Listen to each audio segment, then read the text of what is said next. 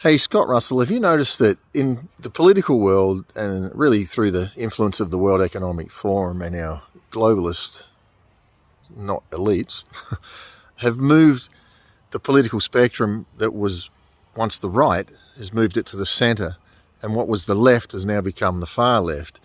And I think the agenda of what they've done there is to eliminate a lot of what's been more to the right and made what was once right, shift across to be a lot more conservative. And now I'm not saying that the left or the right are particularly right, because I believe the further you get on either side of the spectrum, you actually end up the same.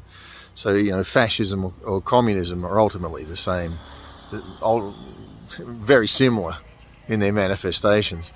So it being in the centre is probably sound in some ways, but still, they've shifted the political spectrum to the left, and I think there's no greater example of that than RFK.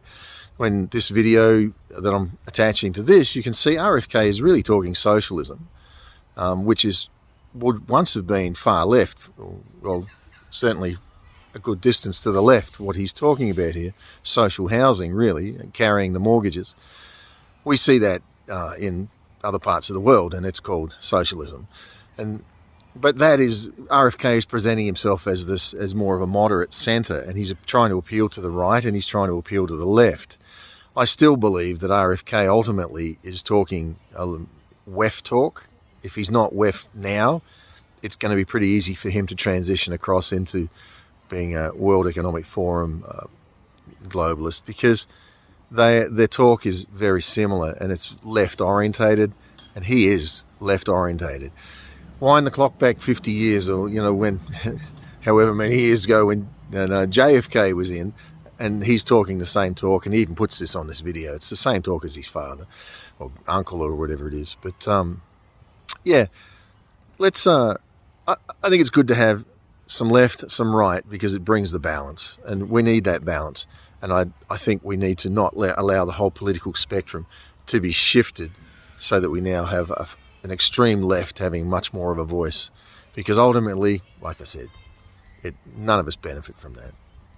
Hey everybody, I'm in St. Petersburg, Florida, and I pulled over in this parking lot because you guys all know that I've been talking about creating 3% mortgages to launch a new housing boom in this country, to get American middle class back into homes again, so they can have equity, so they can have a stake in their community, so we can begin rebuilding the middle class in this country. Well, I didn't think of this idea by myself. My Uncle Jack, President Kennedy, thought of it. And behind me is an example of one of the many hundreds of buildings that he built along that model. This building was built on 3% interest loans, guaranteed by a section that he created called 202. And it's been fully paid for. There's 180 people live there literally over the years since the 1960s. Thousands of families have come through here. They pay $800 maximum per month, and it's a sliding scale. Depending on if you make less, you pay less here.